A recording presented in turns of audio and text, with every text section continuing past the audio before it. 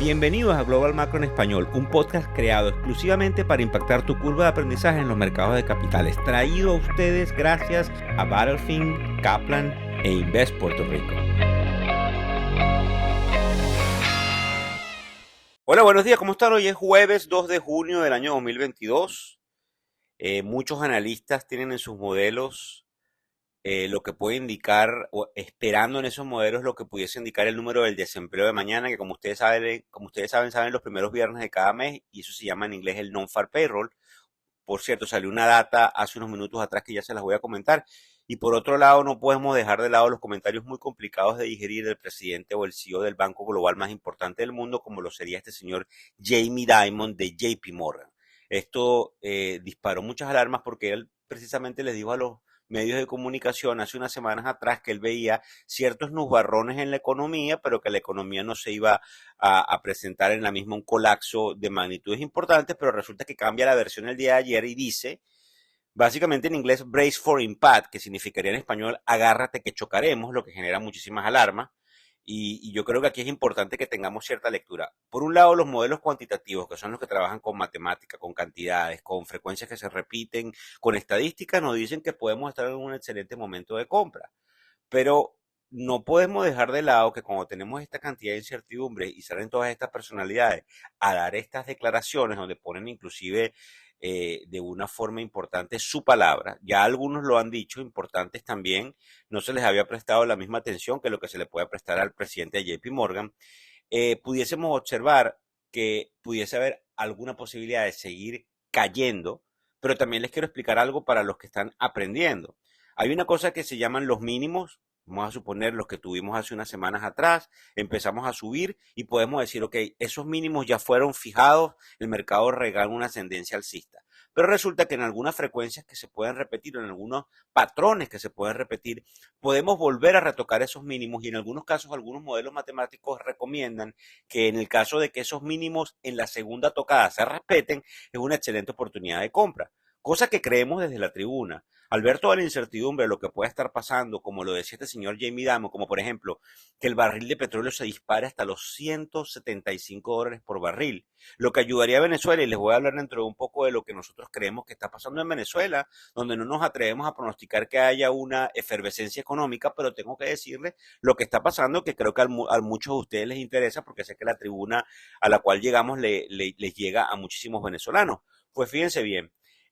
nosotros creemos desde la tribuna que lo que dice Jamie con respecto al petróleo, además de las consecuencias enormes de la guerra con Ucrania, pueden traer esos desequilibrios, pero nosotros también creemos que esos desequilibrios no van a ser el fin del mundo, que de alguna u otra manera nosotros vamos a poder ver como optimistas que somos al fin alguna luz al final del túnel, porque como dice él, se ve bastante feo. Ahora bien, nosotros también tenemos que tener algunas cosas interesantes que tenemos que tomar en cuenta en el caso de que nosotros lleguemos a ese escenario complicado, que es que vengan algunas cesaciones de pago, porque la deuda o el servicio de la misma al subir las tasas de interés están matando algunos de los balances de muchas compañías que no le pueden hacer frente a eso. ¿Y qué es lo que puede pasar en ese momento? Una cantidad de defaults o cesaciones de pago, en inglés se llama defaults, y eso es interesante porque eso colapsa ciertos aspectos de la economía. Y yo quiero volver a hacerles aquí, digamos, la habilidad de que ustedes puedan hacerle frente a cómo comportarse en esos potenciales escenarios. Por ejemplo, revisar dónde está el dinero de ustedes, revisar de una u otra manera dónde están las cuentas, los certificados de depósito. Mucho cuidado con los bancos pequeños, porque los bancos pequeños a su vez reinvierten ese dinero, lo colocan en custodios más grandes, pero hay una posibilidad de alguna corrida bancaria. Y cuando hay esas corridas bancarias, tienen que recordar lo que nosotros hemos ya vivido en épocas anteriores. Así que se los pido y quiero que quede claro que al 2 de junio no es que les estoy advirtiendo, es que les estoy pidiendo que por favor le presten atención a ese proceso, porque no les llevará más de algunos minutos comunicarse con sus respectivos asesores banqueros, saber exactamente dónde está el dinero. Recuérdense que se pueden comunicar con nosotros en el email victor@ilafin.com. Ahora bien, la narrativa que tenemos ahora en estos momentos, está un poco alcista. Ayer cuando Jamie Dimon dijo eso, el mercado cayó, pero el mercado recuperó. Inclusive lo vamos a ver en unos minutos. Y ayer el mercado recuperó y no le prestó mucha atención. La posibilidad de que el mercado siga alcista es por la narrativa en la virtud de que China sigue reabriendo sus ciudades y sus fábricas, lo que denota la posibilidad de la creación de inventarios o que suban los inventarios en esos productos que consumimos en Occidente y que eso cambie un poco las variaciones inflacionarias. La otra es algo que también vimos en un artículo del Wall Street Journal, de que Rusia y Turquía se han comprometido bueno, en este caso Turquía como veedor del proceso, porque no está metida en la guerra, pero Rusia sí, de eliminar algún tipo de problemas que había en los puertos ucranianos para esa exportación de trigo a nivel mundial. Y eso es importante porque también le baja un poco la presión a los precios que hay en el trigo. La otra cosa que nos llama la atención es una caída en el petróleo, las vamos a ver en un momento, porque se estudiaría la expulsión de Rusia de la OPEP, al menos momentáneamente. La OPEP es la Organización de Países Exportadores de Petróleo, lo que le daría, por ejemplo, pie a Arabia Saudita de que aumente considerablemente su producción y que eso tenga un efecto importante en los precios y obviamente en los precios del petróleo, en los combustibles, en el transporte, en la gasolina y en la estructura de costos que la pagamos todos con inflación. De hecho, hay ciertos rumores de que el presidente Biden se debería reunir con el jefe del gobierno saudita, un señor que se llama Mohammed bin Salman, y eso se había roto, porque no sé si recuerdan que hace unos años atrás asesinaron a un periodista en Turquía, y ese periodista era muy famoso, era un residente americano, y se acusó al gobierno de este señor Mohammed bin Salman de Arabia Saudita, que fue el que mandó a estos mercenarios a matar al señor en una embajada en Turquía. Entonces es bien importante saber que los pragmatismos están prevaleciendo y que indudablemente nosotros tenemos que tomar en cuenta este pragmatismo. Y ahora vengo con el caso de Venezuela, porque como este pragmatismo que tiene el presidente Biden pasa por encima de algunas oportunidades que hay de distanciamientos, producto de gobiernos no afectos o gobiernos que no respetan los derechos humanos, al ver esto con Arabia Saudita nos hace corroborar lo que ahora es un secreto a voces, que la negociación con Venezuela es algo que viene en puertas. Hay una presión importante entre las partes de que se sienten en una mesa. Hay una presión importante contra el régimen de Nicolás Maduro para que tenga la habilidad de llegar a un acuerdo electoral, porque es la única forma de que levantarían las sanciones y es el único pie que le da a Estados Unidos de poder llegar a un acuerdo que el interés no es Venezuela, el interés es el petróleo, el interés es la capacidad de refinación, que creo que es lo único que Venezuela pudiese hacer, porque como ustedes saben, desde el punto de vista de producción, tiene muchísimos problemas de extracción, pero pareciera que haciendo un triángulo y trayendo petróleo de otros lugares, no queremos especular con el petróleo ruso, pero también hay alguna cantidad de información de que pudiese triangularse petróleo ruso entrando a Venezuela para refinación y que eso llene lo que nosotros tenemos como algún tipo de teoría, los inventarios que han venido mermando en las reservas estratégicas de los Estados Unidos. Y obviamente hay una cantidad de gente que puede contradecir lo que venimos haciendo, pero la lógica está allí. Si estás negociando indudablemente con los sauditas, por pragmatismo, pues probablemente estás negociando por el mismo concepto con el gobierno venezolano. Entonces, para dar unas conclusiones, estos tres aspectos, como les digo, la posibilidad de que el trigo se exporte, el petróleo, que bajaría por una producción mayor saudita y de que China se reabre, tiene la narrativa alcista. Pero fíjense lo que sucedió el día de ayer, que es algo que nos preocupa. Sale la lectura de un número que se llama el Institute for Supply Management, que es en inglés lo que se llama el ISM Index. Eso habla de la manufactura. Y ese índice, cuando se coloca por encima de 50 es muy bueno, pero ese índice se colocó por encima de 50 como ya venía, porque venimos en un crecimiento económico, pero no se esperaba que fuera tan fuerte. Entonces, cuando nosotros agarramos y decimos, bueno, la inflación llegó a un pico, básicamente el Banco Central no va a subir tasas tan abruptamente porque ve una regularización, pues hay una cantidad de números que nos dejan atónitos, como que esto de la manufactura sube más que proporcional y borraría la narrativa de que la inflación está controlada. Pero ya vamos a ver lo que pasó, como les dije al principio, con el inferir lo que puede pasar mañana en el número del desempleo, que también es contradictorio. Por eso es que el manejo de la data es sumamente difícil de analizar porque es sumamente contradictorio, al menos en estos momentos. Ahora, fíjense bien. Hay esos escenarios que nos dan miedo con respecto a ese índice de manufactura, porque no sabemos cómo reacciona el Banco Central, no sabemos cómo es la política de tasas, pero hay tres escenarios que están rodando en el ambiente y lamentablemente no son positivos. El primero sería que nosotros tenemos algún tipo de desaceleración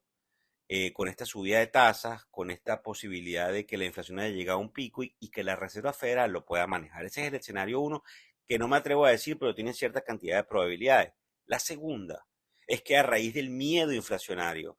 hay una subida de tasas increíblemente importante sin que haya una gradualidad y que eso nos lleve a tasas neutrales. ¿Qué son tasas neutrales? Bueno, que la tasa de interés que a ti te están pagando o que la tasa de interés en la cual se ubican ciertos aspectos fundamentales esté ubicada a ras de la inflación o de la inflación esperada. Si estamos hablando de una inflación del 6 y tanto, del 7%, y las tasas las tenemos en el 2%, ustedes imaginan la cantidad de subida de tasas que tiene que haber para llegar a un punto de equilibrio. Lo que el mercado estima es que en la medida en que gradualmente se suban las tasas, empieza a caer la inflación esperada y hay un momento en el cual se cruzan esos dos, el momento de la inflación esperada con la subida de tasas, lo que el mercado cree que puede estar por el orden del 4 y tantos por ciento. Lo importante es que aquí en ese segundo escenario la Reserva pudiese subir las tasas muy rápidamente y esto generaría lamentablemente una cantidad de procesos en donde hablamos de esa cesación de pagos porque hay una contracción económica con una subida del servicio de la deuda para las corporaciones y empiezan las calamidades, lamentablemente los despidos masivos, que lamentablemente es lo que se está discutiendo y por eso es lo lamentable de la realidad y de que no podemos tapar el sol con un dedo. Y el tercer escenario es el que se siga disparando la inflación y el peor aún, porque entonces el disparar de la inflación lo que hace es erradicar los ahorros de la sociedad. Y esos mecanismos son sumamente difíciles de manejar para los gobiernos. Por eso es que ustedes vieron probablemente algún tipo de conversación entre el presidente Biden y el presidente del Banco Central cara a cara alrededor de unas 48 horas atrás, aunque recuérdense que ellos se comunican por teléfono comúnmente, inclusive de manera privada.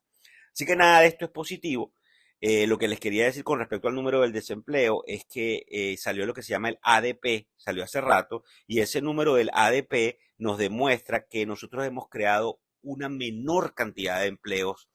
128.000 en el sector privado, por lo menos esta es la data que arroja el ADP, y esa es la menor lectura que ha existido desde el inicio de la recuperación desde la pandemia. Ahora bien, en los mercados nosotros tenemos los tres índices subiendo 0.33%, 0.37%, 0.40%, el Dow Jones, el Standard & Poor's 500 y el Nasdaq, y eso nos denota de que el mercado obviamente puede tener esta tendencia, como yo les digo, alcista. En el caso de las criptos, se sigue manteniendo en alrededor de 30.000 el Bitcoin. No estamos tan seguros que lo que algunos analistas llaman de que hayamos llegado a un piso allí sea la realidad máxima cuando, como les digo, Jamie Dimon tira ese anuncio tan fuerte el día de ayer. En el caso de los bonos, importante nuevamente ver el bono en 2.90, estaba en 2.83%, el de 10 años sube nuevamente a 2.90 y es muy importante que lo veamos. Europa mixta, donde Alemania sube, mientras que Londres está bajando alrededor del 1% y Francia sube 1.27%, por eso le llamamos que está mixto. Y en el caso de Asia, Japón cae ligeramente, Shanghai 0.42% al alza, mientras que el Hansen sí cae en Hong Kong el 1%, así que también hay una cantidad de cosas que no están claras allí. En el caso del petróleo,